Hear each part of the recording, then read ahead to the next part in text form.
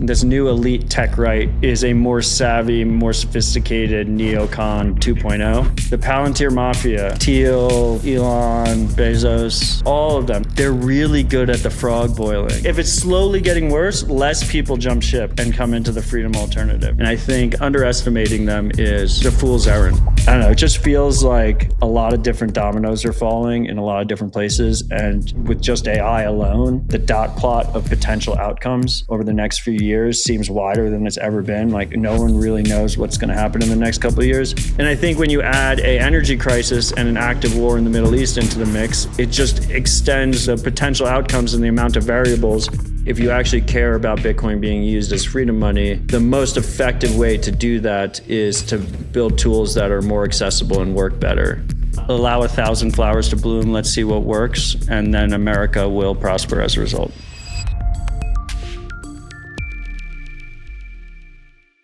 Hello, everyone, and welcome back to the Bitcoin News Channel. Today, I'm very grateful to be joined by Matt Odell, co-founder of OpenSats, one of the loudest advocates for freedom tech, and the man who has given Bitcoin some of its most famous sayings, from stay humble, stack sats to mandibles, then Bitcoin standard. Matt, how you doing today? How's it going, sir? Thank you for having me. Wild times. Wild times indeed. So we'll talk about the crazy state of the world in a little bit, but first I wanted to chat with you about where we're at in terms of sentiment, bear market, and of course the famous saying that bear markets are for building. So just quick gauge, how do you feel right now about the state of Bitcoin and where we're at in terms of price and how people are just thinking about our favorite asset? Okay, I mean, a lot to unpack there. First of all, I mean, the cool part to Bitcoin to me is always that it's a free market. It's the freest market we've ever had, 24/7, 365. There's no circuit breakers. There's no paternalistic regulators that are pretending they're out there to do the best for you. And as a result, I mean, at this point in Bitcoin's adoption cycle, and even more so in earlier times, the trade-off is that Bitcoin is volatile. Bitcoin is a volatile beast. And the saying "stay humble, stack sats" didn't come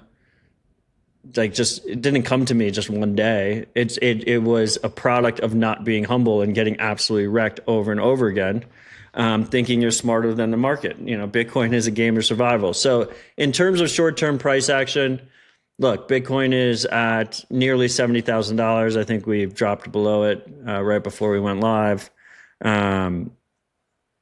That is insane. That is awesome. There was clearly a lot of euphoria that was happening towards the recent highs, and that needed to be cleaned up, and leverage needed to be cleaned up. I think it was a little bit disappointing that top wasn't higher in terms of price. I mean, I think anyone who's honest with themselves would say that. But I would say similarly, because we didn't go up as high as a lot of people expected, the drawdown shouldn't be as bad as we've seen in previous cycles.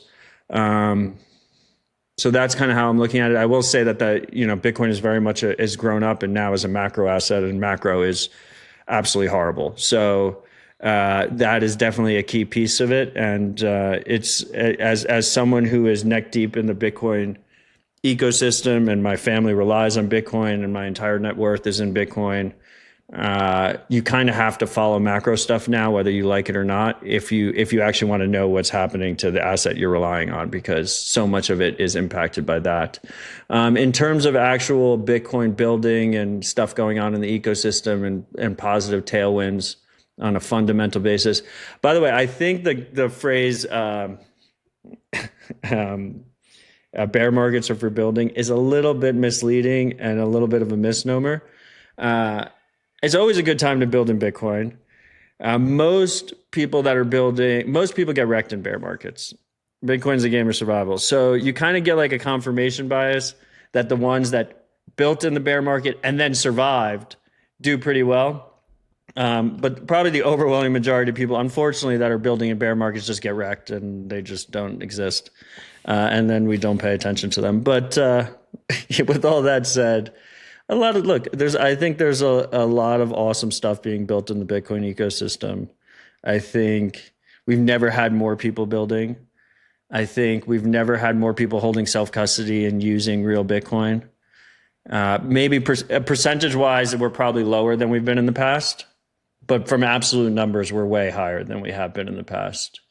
If I was going to drill down on specific projects that are exciting to me, I think some of these alternative layer 2 style networks, specifically Spark and Arc, which have similar names, that are focused on making it easier to use Bitcoin as money, are quite promising. And I think it kind of completes the vision of Lightning, where they use Lightning as the interoperable layer. So if you're using a wallet that's backed by Spark, or a wallet that's backed by Arc, or a wallet that's backed by Liquid, they're all speaking Lightning with each other. So it kind of breaks the need to bootstrap individual network effects, which is cool. And just in general, I think if you actually care about Bitcoin being used as freedom money, the most effective way to do that is to build tools that are more accessible and work better than the alternatives. I think grandstanding on social media or doing education only gets you so far. If we're a world where we're winning and Bitcoin is being used as freedom money at scale is not I love BTC sessions, but it's not a world where you're watching a 2-hour BTC sessions video to use the wallet. The wallet just needs to be intuitive. Understood. Yes. And speaking of intuitive wallets, and the name you just mentioned, Spark was just integrated into Primal, which is a company that you invest in, of course, a Nostr client. Talk to us about Spark. A lot of companies seem to be using it these days. What makes it so attractive, and what are the trade-offs? Yeah, so 1031 is my for-profit venture. We've supported 35 companies in the Bitcoin ecosystem. We take a lot of pride that we support a lot of open source companies, so companies that build on a fully open source stack, companies that are focused on Bitcoin as money. That might not be as advantageous to traditional investors, but we see unique value to them, and we bring unique value to them as well. And so I'm more, some of those companies I'm more active with than others, and Primal is one that I'm very active with. And their team has been working on that wallet for about 6 months now. So a lot of, what people see is that, they see the flashy launch, but they don't see all the grind that happens in the lead up to it. And, with Primal, we had very straightforward, a very clear model for what we needed, right? We needed full Lightning support. We needed full on-chain support. We needed no KYC, global access with no limits. And Spark provided that for us as the back end. It's not without trade-offs. The main trade-off being that both Primal and Spark know your entire transaction history. But an external observer does not. So you can kind of think of it like a VPN style privacy model.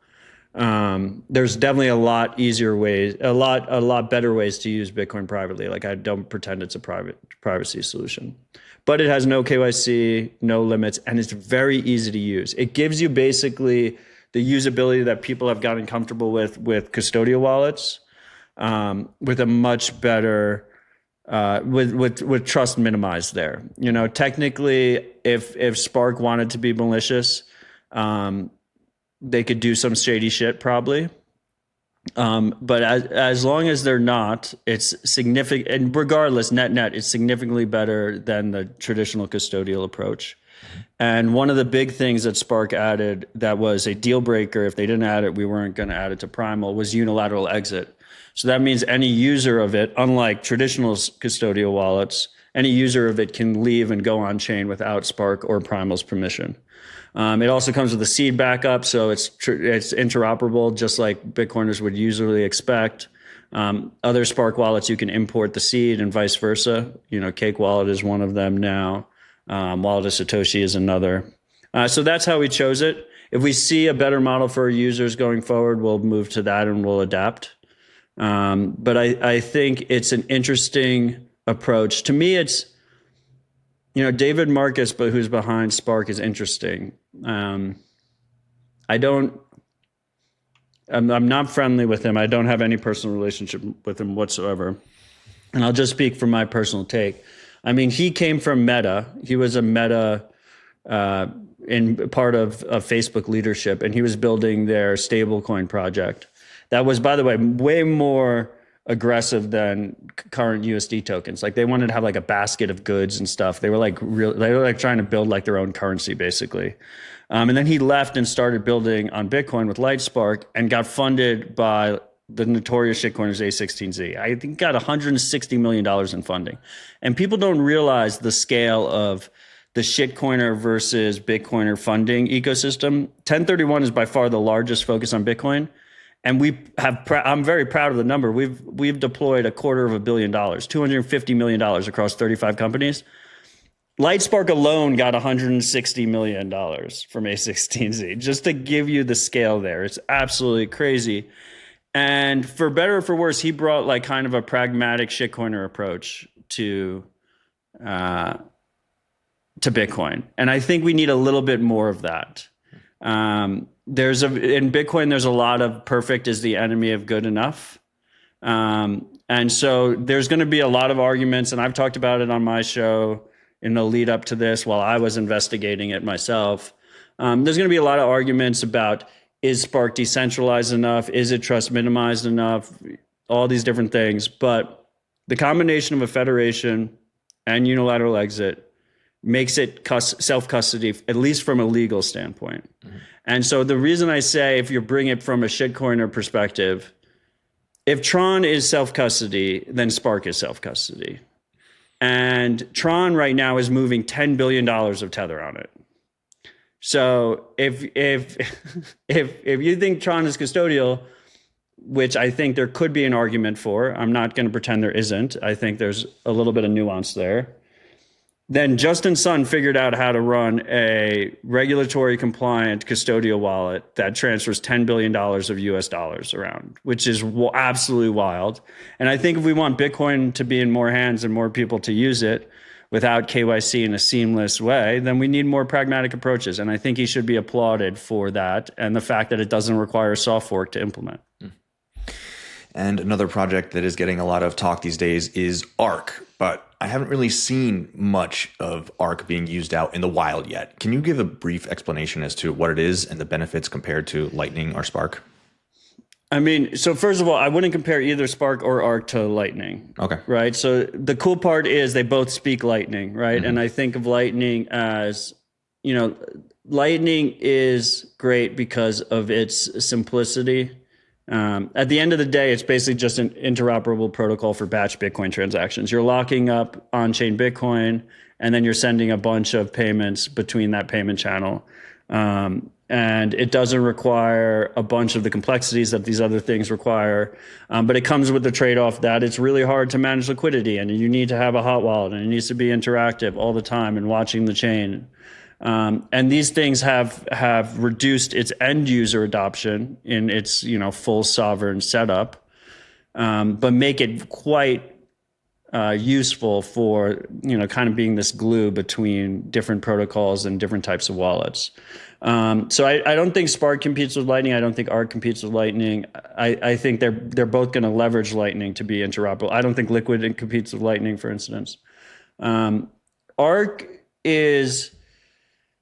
has a lot more complexity, which is a lot of it is above my pay grade, to be honest. And as a result, it's taken longer to develop. It also, so it's hard to treat it as like production ready right now. Hopefully it will be in 6 months or something like that. And so as a result, the trust model is improved over Spark. So you have less trust in the operators as a result. It's a little bit of a sliding scale. It's hard to gauge exactly what that looks like in practice. It'll be easier to see once we can actually use these things. A lot of what's kept me sane in the Bitcoin space is I try not to like dive deep into white papers or anything like theoretical stuff until I can actually play with something in my hand. So for us, for instance, like Primal integrating Spark really started to become a real conversation once we got to use it in Wallet of Satoshi and got to actually see how it works in practice. But that's why we didn't go with Arc, but we could presumably go with Arc in the future. And one project that has gotten a lot of momentum as of late is, of course, Kale with eCash. And he's got things like NumoPay, and even sending Bitcoin via eCash through BitChat. So talk about what you've seen over from the Kale contingent and what he's building over there. Yeah, look, I love Cashu. I love eCash in general. I think the Fedimint open source project and the eCash open source project and the Cashu open source project are great developments that have happened in the Bitcoin ecosystem. The cool thing about Cashu to me is, first of all, it doesn't require soft fork. Second of all, it goes hand in hand with that idea of pragmatic approaches, right? So Cashu is fully custodial. That's completely custodial. They have an interoperable network of custodians called Cashu mints. Anyone can be a mint operator. And if you're using a mint, you have full trust in them with the custody of your funds. Now, the cool part is you don't trust them with your privacy. So it actually gives you really, really good privacy. And once again, to the earlier theme, Lightning is the glue that connects them all together. So if you are using one Cashu mint and a merchant is using a different Cashu mint, you're able to seamlessly pay them using Lightning. If the merchant is using Spark, you can seamlessly pay them with Lightning. If they're using Liquid, if they're using Arc, you can seamlessly pay them with Lightning. Pretty fucking cool, the glue that puts it all together. Really pragmatic, very lightweight, doesn't require a soft fork, and is the first time we've ever had an incentive structure where the cheapest, easiest way to use Bitcoin is actually the most private, which I think is how you actually scale privacy. You only get so far on ideology. The way you actually scale privacy is if it's the most convenient, cheapest way. Then people will actually use it. And I think NumoPay, specifically their project for merchant processing, extends those fundamentals of privacy, convenience, pragmatism. It's just cool. It's simple. It's super simple. All the merchant needs is an Android phone. They don't need to run some, more complicated. I love BTC Pay Server, but it's complicated to set up and run and manage liquidity and whatnot. It's a powerful tool that has a lot of features. That is probably pretty overwhelming for the average coffee shop. But the average coffee shop can easily install NumoPay on their phone. Now, the detractors will say, oh, but it's custodial. Okay, well, that coffee shop is also processing payments with credit cards and different digital payment systems that are all custodial. The status quo for them is custodial, except for cash. And in practice, what does it actually look like? In practice, what it looks like is the merchant probably has a Strike account or some other Lightning-enabled regulated custodian, and because they're running a business and have real expenses like rent and labor and whatnot. And they're receiving payments onto their Android phone using NumoPay via Lightning. And once it hits $1,000 or something, they're transferring it out to their bank account. And it's not really that much of a risk. They open up their coffee shop every morning with the potential of someone coming in with a gun and trying to rob them of their cash and all this other stuff. They have to deal with chargebacks. They have to deal with a million other things. It's not really productive, I think, for Bitcoiners to draw an ideological line there and say that it has to be fully trust minimized self-custody for the merchant to accept Bitcoin payments. I think it should be easy and convenient, and I want to be able to go into any merchant and tap to pay with my phone, and have them easily accept Bitcoin payments. And while we're on the subject of merchants easily accepting Bitcoin, Square, of course, turned on Bitcoin payments last November, and now they've come out and said that they are going to auto-enable it. So anybody with a Square merchant, you can just go up to them and pay in Bitcoin, and then the merchant just automatically will take it. How do you think the Square rollout has been so far, and have you seen it a lot in Nashville? Look, this is what I wanted. I wanted the auto-enable.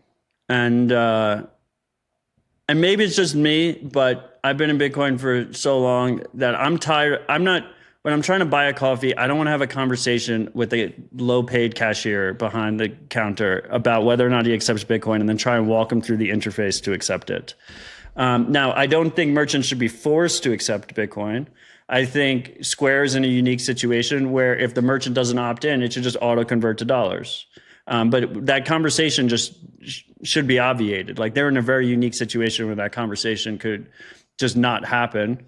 Now, so this announcement is awesome to see. I think the previous announcement was also awesome to see. And I know they're a big company and it's, it's very difficult. They don't want to force things on sellers. They don't want to make big changes. So they move a little bit slower than smaller startups. So I understand, but this announcement I think could be quite big. Now, to be clear, I have no idea what this looks like in practice. It's mostly a terms and conditions change. I saw the legal terms and it said to eligible sellers. I don't know what that means. I know Square, part of the confusion, part of the issue with Square is they have so many different physical pieces of hardware out there. But their newest hardware, for instance, has a screen that faces the user. And to me, that's the most ideal situation. Because if the screen faces the user, then let me just toggle pay with Bitcoin as a user so the cashier doesn't have to do anything and let it auto convert to dollars in the background if they haven't opted into holding Bitcoin. And to me, that would be the ideal situation. I don't know if that's what this is. It seems like it might be. But yeah, I mean, it's kind of a chicken and the egg problem, right? You need people to spend Bitcoin, want to spend Bitcoin, and then also you need merchants to accept it. I think if we can, I think there's a decent amount of us out there that want to spend Bitcoin, but not enough to warrant like full merchant attention on it. So if you can do it in a way where the merchant doesn't really have to spend much more mental cycles or any kind of financial cost to accept Bitcoin payments, then why wouldn't they do it? And I think Square is uniquely situated to make that a reality. I wanted to briefly interrupt today's interview to give a big shout out to our lead sponsor, Rhino Bitcoin. Rhino is the all-in-one Bitcoin super app built by Bitcoiners for Bitcoiners. Buy or sell instantly. Send sats anywhere on the Lightning Network. Withdraw straight to cold storage. Even turn sats into gift cards or link to a Casa multisig, all within one sleek interface. And Rhino is just warming up. Soon, you'll pay bills, borrow against your Bitcoin, and save for retirement, all without leaving the app. Download Rhino at rhinobitcoin.com or tap the link in the description below. Use promo code BitcoinNews and Rhino will drop you $10 of free Bitcoin into your account today. Secure your stack with Rhino Bitcoin and enjoy the rest of the video. And while we're still on the subject of building, let's talk about you. You've been vibe coding. You can't let Marty have all the fun over there. So you've built Citadel Wire and Citadel Arcade. I actually played a little Citadel Arcade last night. And yeah, you want to get up higher on that leaderboard. So you got something going on. Tell us about what you're vibe coding up there. Dude, the AI shit is crazy. It's a fun rabbit hole. It keeps the mind young. I'm like racing. To me, it feels like when I first discovered Bitcoin. And I think it's going to fundamentally change a lot of the way we interact with computers and just the digital world in general. So I think it's important that people get their feet wet and play around with these things. I also think it's going to be an interesting fight for freedom on the internet, because like most good things, you have these two warring parties. You have more reliance and growth on the big tech side and greater surveillance capabilities and control capabilities. But then on the open source AI side and the freedom-oriented AI side, it actually empowers individuals significantly if individuals want to take that step. And I think specifically it works really well with open protocols. So a fun way to scratch your own itch is to actually like play around with this thing and like actually ship and release it to the public and have them play around with it and iterate with it over time. And so I did it on two things that I already spent some time on, which is news and quote unquote monitoring the situation. I think it's funny that we have all these AI tools available to us, but all the quote unquote monitoring the situation, like there's like World Monitor and stuff, they're like pulling in like feeds from like a million different places.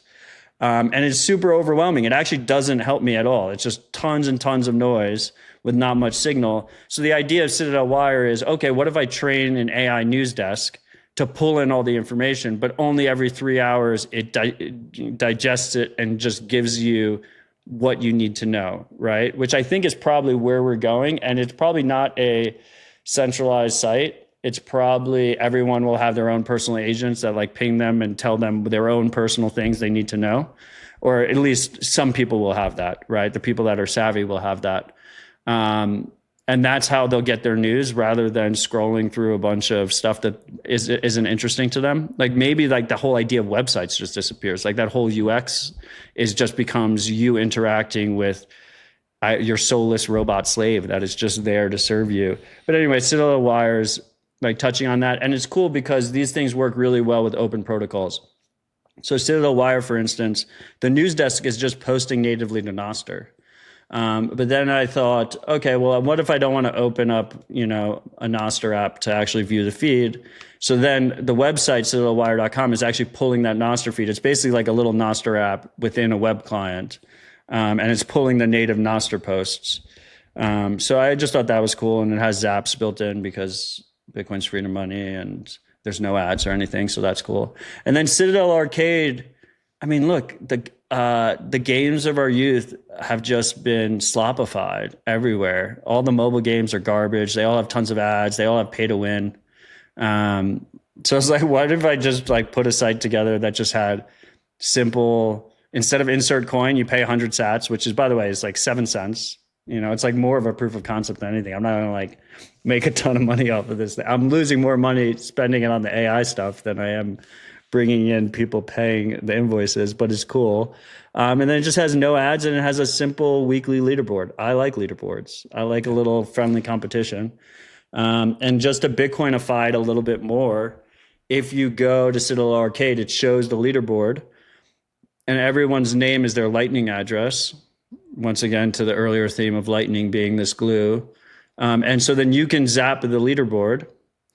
And what I've learned from Nostr is people really like the social signal. So if you zap the leaderboard, let's say the guy who's in first, you zap him, your little Nostr profile picture comes up underneath him. A nice little touch. All these different open protocols working together. So that's how I'm thinking about it. I'm just having fun. Got to be experimenting with it. And Bitcoin Policy Institute, another organization you are involved with, they just put out a study saying that the majority of AI agents picked Bitcoin as their preferred money. Do you think that Bitcoin has a fighter's chance to be the money of AI? So I think that study was fascinating. First and foremost, Bitcoin Policy Institute, I'm one of the 3 founding board members. They have a great team over there. I don't get paid for it. I mostly just approve their salaries and give them advice and feedback. But they've been doing great work over in DC. I think work that needs to be done, but that kind of sucks, to be honest. But as an American building projects here in America and raising a family here in America, I think it's important that we have organizations like Bitcoin Policy Institute trying to keep us out of the gulags, keep the government off our back so we can make America great again.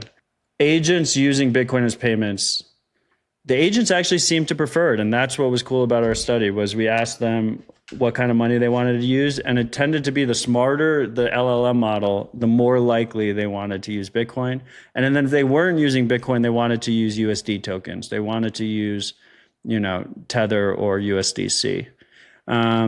So it clearly agentic payments, I think, are going the way of crypto. And then I think the question becomes, is Bitcoin going to be the lion's share or is it going to be these USD tokens? Maybe it'll be the USD tokens in the beginning because big tech wants it to be. And there's a lot of incentives aligned for them to try and push that in. But I think at the end of the day, Bitcoin as trust minimized interoperable money will succeed as the agentic payment layer. And I think if you play around with these tools, you start to realize the massive advantage that open protocols have over anything that requires trust or permission, which USD tokens do require. And of course, traditional payment rails absolutely require, like credit cards and whatnot. So I think that's where we're going. I think one thing to keep in mind that a lot of people miss is when we talk about quote unquote agentic payments, which is like the hype word, it's not just agents paying agents. It's humans paying agents paying humans. On a simple way you can think about it is, you could ask your agent to order your food. He's going to use DoorDash's API to order the food, and then a human is going to come and deliver the food. So you need a payment protocol that can work across digital and physical spaces, and it's really just Bitcoin or, I guess, to a lesser extent, USD tokens. From a BPI point of view, Bitcoin Policy Institute point of view, there's a lot of hype and excitement in DC about making sure that America is the AI powerhouse, that we win the quote unquote war on AI, the AI war that's being fought between multiple nation states right now. More so than Bitcoin. Like there are some politicians that want to make sure that the US is the Bitcoin capital of the world. Trump himself has said, he wants the US to be the crypto capital of the world, but much less than the people that want AI to grow and scale and be dominant in America. And so I think it's particularly advantageous for Bitcoiners at this point to make sure that those two stories are very intertwined. If you want to see America become a true AI powerhouse, then it needs to also be a Bitcoin powerhouse. And the way we get there is less regulation, not more. Allow 1,000 flowers to bloom. Let's see what works. And then America will prosper as a result. So there's a lot going on in DC right now. We had Trump come in as the quote unquote Bitcoin president, crypto president, if you want to say that. And one of the reasons he got elected with us Bitcoiners, libertarians, is because he campaigned for years on no new wars. And yet here we are 3 weeks into a conflict with Iran. And it seems as if global energy could be on the fritz for a while now. And of course, everything is downstream of energy. So that means the economy just around the world is in for a hurting. What are you seeing from your situation monitoring, and where do you think we're going, especially in terms of energy over the next year? Look, I mean, I think it's a mess. I think it's an absolute mess. I have a relatively simple take on Iran specifically, and I think that Trump thought that it was going to be like a weekend assassination job, and didn't really comprehend the consequences and the downstream effects that would happen as a result. I mean, now we're almost at week 3. We're well into week 2 of the conflict, of the war, and energy is getting fucking hammered because so much energy travels through that strait. I think it's I don't know. I have a friend who's been in Bitcoin longer than me, is older than me. I have a lot of respect for him. He's definitely more insightful than I am. And he's smarter than me too, because nobody knows who he is. And plenty of people know who I am. And he explained the AI phenomenon as a dot plot, and this idea that at any given time you have all of these different potential outcomes 5 years, 10 years, 20 years down the line, and you try as an investor, you try and navigate those outcomes and assess probability and situate yourself appropriately. And the crazy part about AI is you have no idea what's coming next. Most people, 99, I think pretty much everyone can't comprehend where we're going to be in 5 years. There's too many different outcomes. And I think when you add an energy crisis and an active war in the Middle East into the mix, it just extends those, the potential outcomes and the amount of variables make it very, very difficult to figure out where we will be. But regardless of all of that, I think Bitcoiners have been very on the nose that we need efficient, effective energy production to be a prosperous, flourishing society. When everyone else in crypto land was moving to proof of stake, Bitcoiners were digging in their heels on proof of work and energy infrastructure. And for a while, that was the unpopular opinion. I remember we've had a Bitcoin Park in Nashville. We had a bunch of people that work in the coal industry and the nuclear industry and different aspects of power. And they were like, I can't believe so many young people are here excited about power generation. I haven't seen so many young people in a room excited about power in 30 years. It's all old people. And so this is a long-winded way of saying that I think one bright side of the energy crisis, and it's definitely not worth it net, but one bright side is I think it is making it glaringly obvious to people that if we want a flourishing society, we need energy independence, we need better energy generation, we need just across the board, whether that's last mile infrastructure to homes, whether that's new data centers, whether that's off-grid stuff. And it can't just be, the bullshit renewable solar and wind that are incredibly expensive and have reliability issues. It has to be full stack. I think the AI stuff kind of already was bringing that into the forefront. A lot of the big tech guys that historically were the pro proof of stake, anti proof of work, Bitcoin denier types, they were shilling Solana and Ethereum and stuff. All of a sudden, we're gung ho on improving energy and say energy use is good because my AI data center is using it. Kind of came along to exactly what we've been saying for the last 10 years. But this energy crisis kind of just cements it. I mean, I think there's going to be a bunch of negative effects from rising energy costs, particularly in combination with the AI rollout that's happening. And as a result, people across the country will be scrambling to improve our energy situation. And hopefully what that means is in 5-10 years, we'll be in a much better situation than we would have been otherwise. But short term, it's just a fucking mess. Yeah, a big one. But when it comes to energy, of course, Bitcoin mining plays a big part of that. But we see a lot of them converting into HPC and AI. What's your quick take on the Bitcoin mining industry at this moment? Is it at a crossroads, or is there giant mega farms done for? I always thought the giant mega farms were kind of more of a short-term phenomenon, at least in terms of their dominance, like at least in terms of their percentage of hash rate, just because it just doesn't scale well. You have to trust the grid. You're very reliant on trusted third parties. And there's no way to use the waste heat. I think as ASICs commoditize more and you don't see massive improvements happening on a 2-year basis where the machines go obsolete, you will see a lot of smaller waste heat type of situations. And it's pretty cool. We've seen a lot of that in the last few years, particularly done by end users, right? Like people like heating their pools or heating their homes with Bitcoin waste heat. So then they mine and they need to heat their homes anyway, or they need to heat their pool anyway. Might as well do it.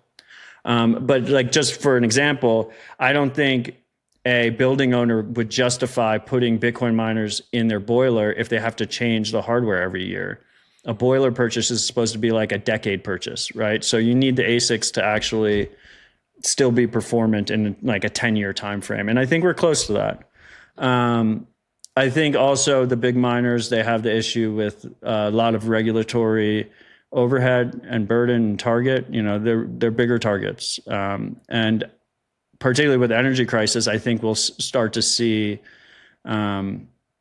more local anger directed at large data center operators, whether that's AI or Bitcoin. It's not just going to be Bitcoin.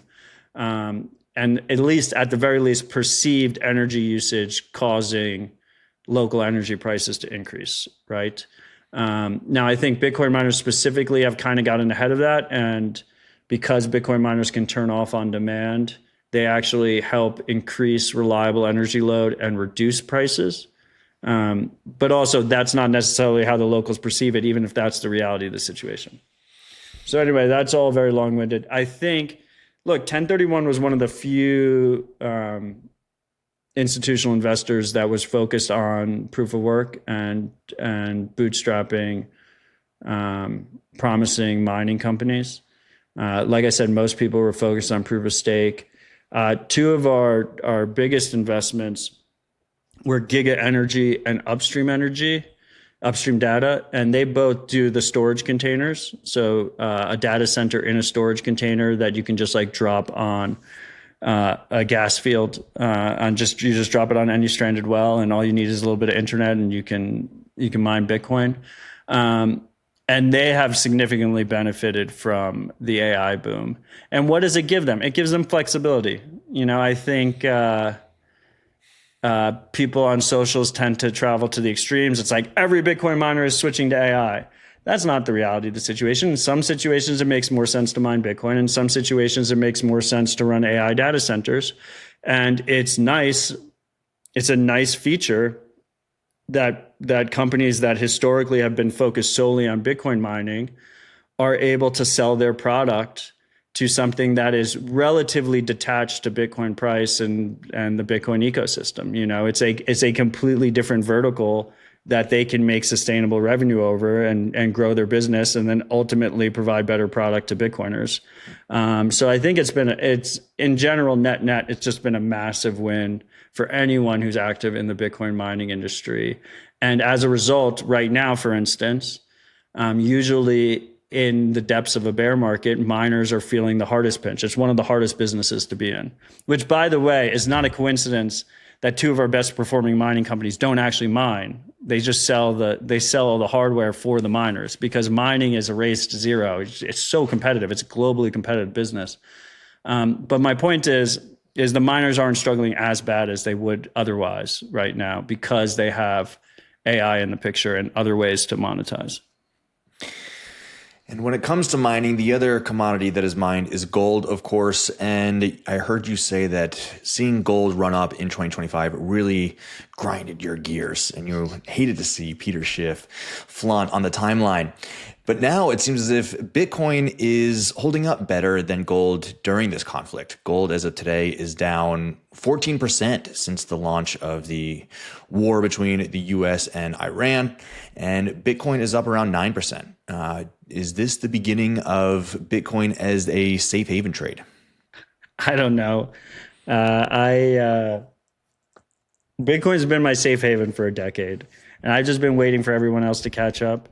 And it might take longer than a lot of these things take longer than you expect, and then when it happens quick. I think part of the reason Bitcoin, at least in this most recent cycle, hasn't been treated as a safe haven. To be clear, it's like never really truly been treated as a macro safe haven yet. I think it's because a lot of the new money that got brought into the space got brought in through either ETFs or treasury companies. And if you own a Bitcoin stock, like, it's not really a safe haven. It's the core safe haven principles of trust minimization, permissionlessness, like being able to spend and save without permission, move it across borders. Those aspects are completely lost if you are holding it in a Bitcoin stock. And as a result, it's traded more like a high risk tech stock, I think. So I think that changes as more people adopt it as adopt real Bitcoin and hold self-custody, spend it without permission.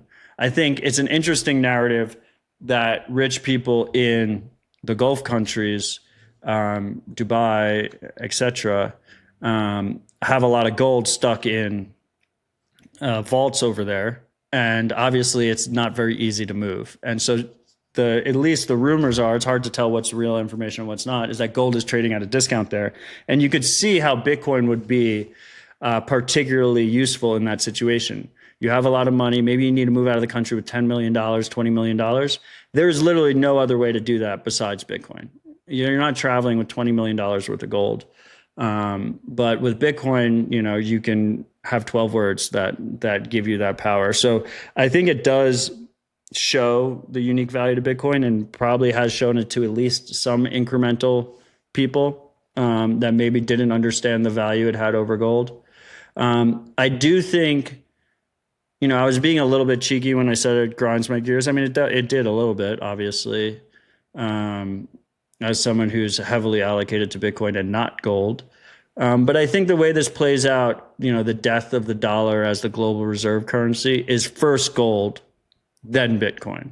Like, that was how it was always going to play out. Seeing it in practice kind of sucked.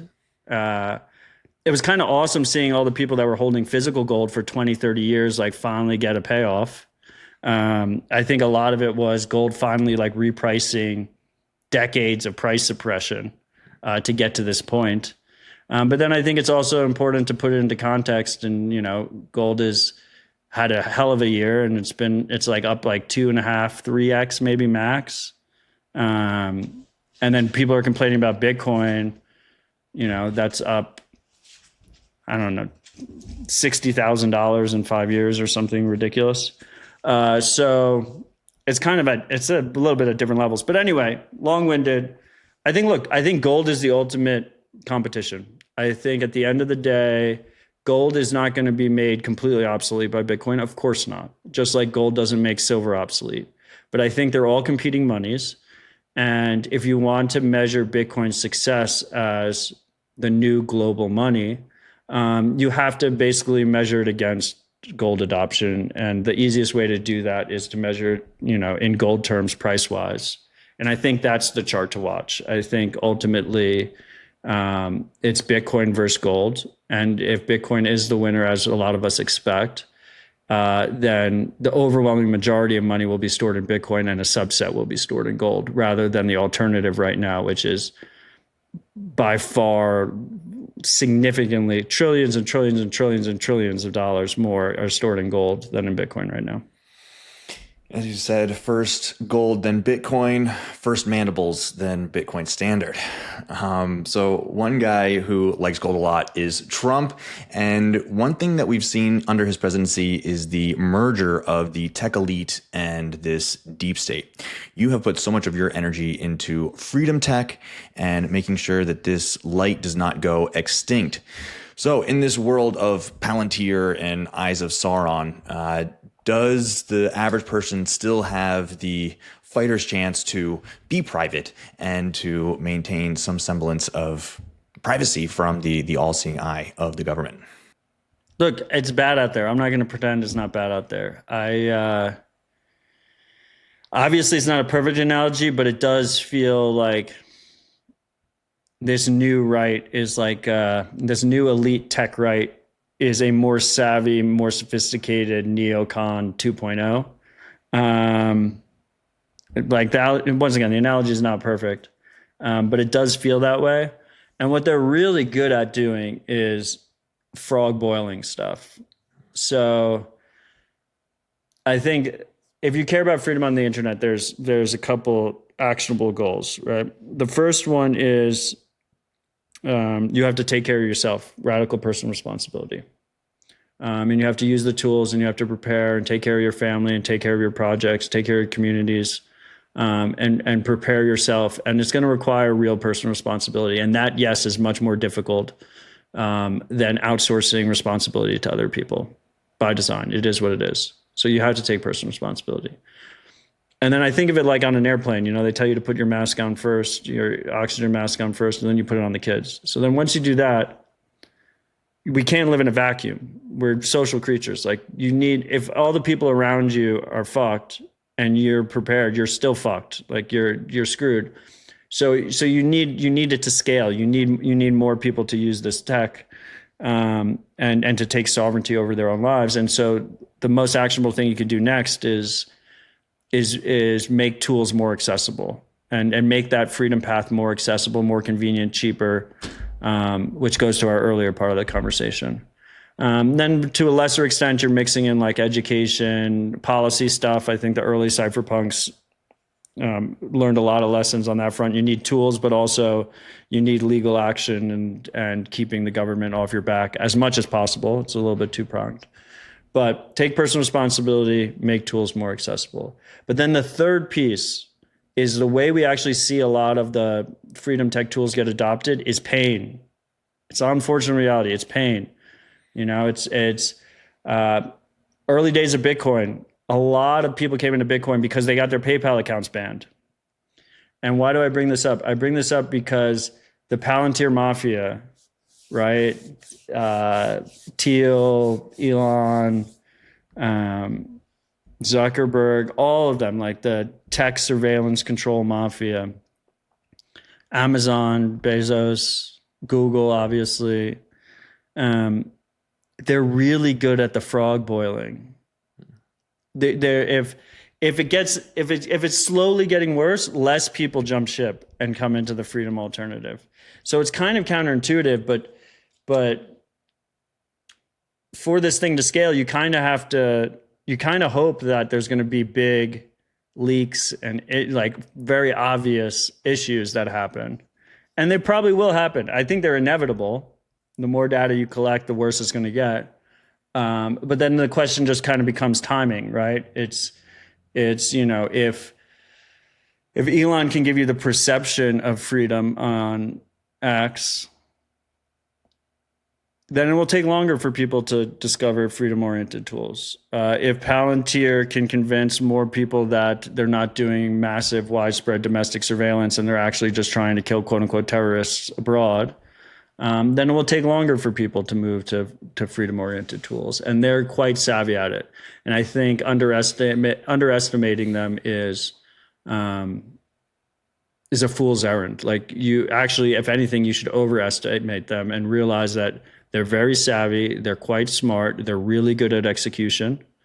And as a result, they're probably the most formidable enemy that the freedom tech movement has ever had. I agree that Bitcoin sees its greatest adoption during these crisis points, right? When a vast majority of new people find out there's a reason that they need this thing that they didn't know beforehand. And so you're funding this freedom tech movement through OpenSats, and $40 million, that was for all of 2025 that you guys sent out? No, so we sent out about $1 million a month. So in total, for the last 3 to 4 years since we've existed, we've sent over $35 million in no strings attached grants, all in Bitcoin, by the way. Yeah, unbelievable. And so you guys get grant proposals all the time, and you've rejected about, I think, 6 times more than you've actually approved, and yet you've still given out $35 million. That's pretty amazing. What type of grants get through and which ones get rejected? I mean, it's a little bit more of an art than a science. So the way we've set up OpenSats is we saw a lot of the corruption that has happened in other nonprofits. I mean, the big one over the last year or so was USAID, right? And it wasn't just USAID. Like, once USAID went down, there was a bunch of people in the nonprofit world scrambling for funding because they were all downstream of the same scam. And OpenSats was not. We were completely independent and controlled our own destiny. And so part of that was we have multiple unique factors with OpenSats. First of all, we don't have one person or a small group deciding who gets grants. So we have 9 board members, all have long established proof of works in the Bitcoin space, and they're all volunteers. I'm one of them. Any funding decision requires 5 of 9 of us to vote. So the reason I bring that up, any grant comes in, there's kind of a general rubric that we follow and a general theme and trend, but at the end of the day, it needs 5 votes from board members. So it's a little bit more of an art than a science. Like, I can't even specifically say like ahead of time that this grant will get approved or not. And I think that's awesome, right? Because I think obviously we are a centralized middleman between donors and open source contributors that need funding. But we can reduce the trust in any single individual. And in practice, what that means is you need to corrupt 5 of the volunteer board members in order to corrupt the grant selection process. Like you said, the overwhelming majority get rejected. And a lot of people hate me for it because I'm the face of the operation, but it is what it is. It comes with the territory. We have funded over 371 grants now, which is freaking wild. Because we're all in Bitcoin, our treasury strategy is literally just, if you donate dollars, we convert it into Bitcoin. If you donate Bitcoin, we hold it in Bitcoin in multisig, which has been a phenomenal treasury strategy for us. So we have significantly more dollar value than we've ever raised in the lifetime of our organization just because of aping into Bitcoin. And the fact that we send out Bitcoin as the grants mean we can be much more efficient, much more lean. Our operation costs are very minimal. They get funded by a separate operations budget that people can fund. We have about 5 part-time and full-time employees that run those operations. And it also means that we can run on a lot of our grants, like our 1-year grants. So it's like, okay, you're going to get $80,000 for the year, but then we pay it out in 12-month installments. So we pay it out monthly in Bitcoin, locked in at whatever fiat. If your dollars or euros or whatever, we do the conversion at the time of send. But so what that means is we can actually be a little bit looser on approving grants because you're expected as a grant recipient to send us quarterly reports. So if 3 months go by and your report's not holding up to your end of the bargain, what you said you were going to do for the grant, then we can just pause the grant and not have lost the full $80,000, right? Then we only lose that smaller subset. So it allows us to be a little bit more flexible. In general, my personal belief is that we should lean towards funding. Like the money sitting in the treasury is not helping anyone. I'm not drawing a salary from it. It's not like we have counter incentives to try and hold on to the money. I'd rather it's spent because ultimately I think low time preference is important. It's a philosophy that I hold very dear and near to my heart, and I operate under it all the time. But when it comes down to it, the whole point of OpenSats is to accelerate the freedom tech movement. If we can get more money into builders' hands earlier, then what would have happened in 5 years maybe can happen in 1 year or 2 years. And then maybe we can do this transition into a more free society and a more flourishing society for individuals in a much more accelerated fashion rather than a more slow and painful fashion. So I want to get that money out there as quick as possible. And then last but not least, I would say, we do have a unique advantage that other charities don't have, which is if you're like trying to fund women's education in Africa or something, it's really hard to assess what is success and what is failure and what is work and what is grift and fraud. You need like people on the ground, like in classrooms and stuff. We're assessing open source software. So if you come to us with a grant request and you have years of proof of work, commit history, users using your open source project, it's such an easy thing for us to verify and approve. And so we have that benefit going for us. And so where you see a lot of the rejections are people are probably just a little bit too early, right? Like they have an idea, nobody's using it, they don't actually have a product shipped.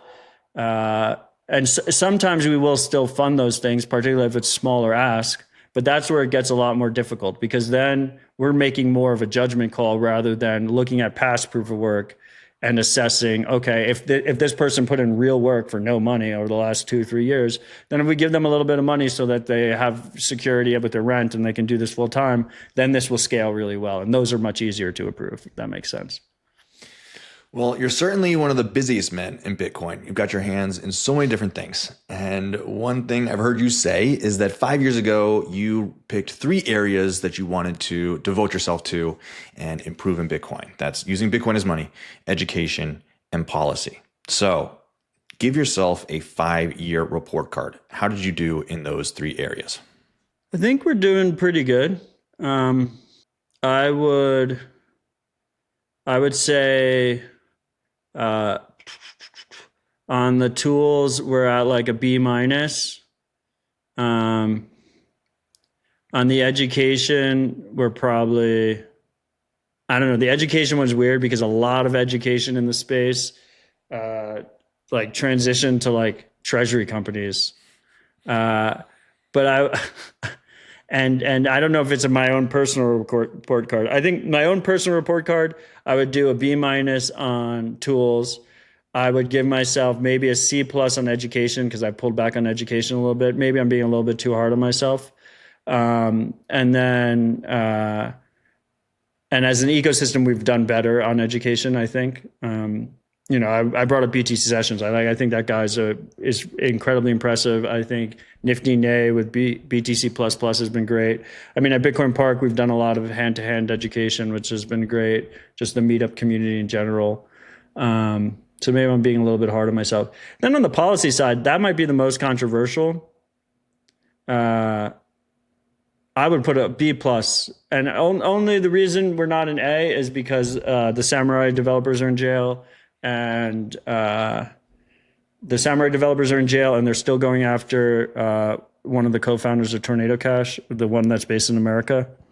But I think no matter how you cut it, I didn't want to get involved with policy. I just saw a trend that if we were continued down the current trend, we were all going to jail. Not for good reasons either.